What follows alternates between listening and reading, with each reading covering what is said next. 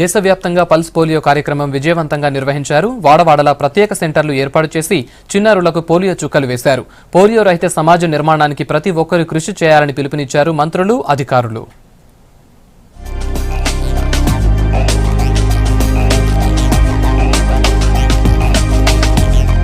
దేశవ్యాప్తంగా pulse polio కార్యక్రమాన్ని నిర్వహించారు. 5 ఏళ్లలోపు వయసున్న 17 కోట్ల మందికి పోలియో చుక్కలు వేయాలని లక్ష్యంగా పెట్టుకున్నారు. అన్ని రాష్ట్రాల్లో కార్యక్రమం విజయవంతంగా నిర్వహించారు.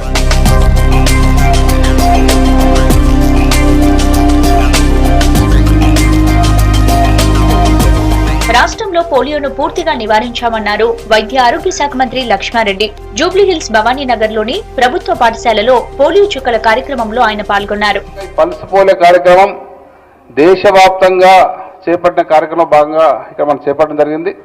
మన రాష్ట్రంలో ఈ పోలియో అనేది పూర్తిగా నివారణ జరిగినప్పటికీ మరి దేశవ్యాప్తంగా చేస్తున్న కార్యక్రమం భాగంగా మరి కొంత ముందు జాగ్రత్త చర్యగా ఈ కార్యక్రమాన్ని మన రాష్ట్రం కూడా చేపట్టి పోలియో రహిత రాష్ట్రాన్ని, దేశాన్ని తీర్చిదిద్దేందుకు తల్లిదండ్రులు విధిగా తమ పిల్లలకు పోలియో చుక్కలు వేయించాలని కోరారు మంత్రి ఈటెల రాజేందర్. కరీంనగర్ లో పల్స్ పోలియో కార్యక్రమాన్ని మంత్రి ప్రారంభించారు. పోలియోతో బాధపడేటువంటి కుటుంబాలు ఉన్నాయో వాటి సంఖ్య గణనీయంగా తగ్గుతా ఉంది. ఈ కార్యక్రమం ఇట్లనే కొనసాగి ఈ దేశంలో, ఈ రాష్ట్రంలో పోలియో బాధితులు లేకుండా కావాలని కోరుకుంటా ఉన్నాం. సచివాలయంలో సీఎస్ ఎస్పీ సింగ్ పల్స్ పోలియోను ప్రారంభించారు. చిన్నారులకు పోలియో చుక్కలు వేశారు. ఇది ఒక చాలా బృహత్తరమైనటువంటి కార్యక్రమం.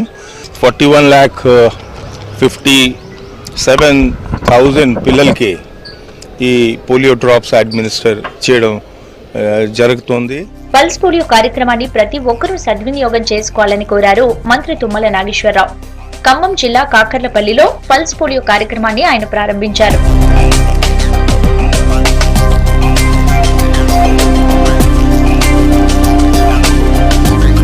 రాష్ట్ర వ్యాప్తంగా 27,770 కేంద్రాల్లో 5 ఏళ్లలోపు చిన్నారులకు పోలియో చుక్కలు వేశారు.